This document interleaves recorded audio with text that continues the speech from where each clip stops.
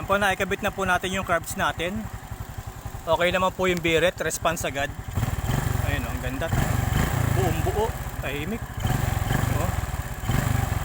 Pagbitaw ko, oh, baba agad yung minor.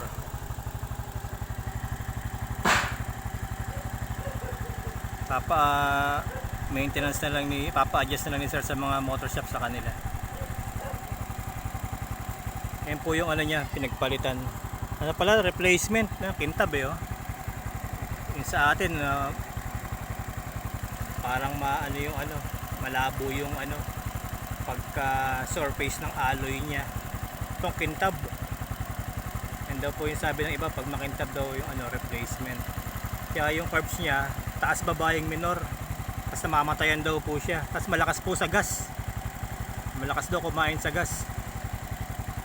Kaya ito, tingnan natin yung update sa atin ni sir kung okay na sa gasolina. Kasi ito, 1 litro daw isang uwian lang sa trabaho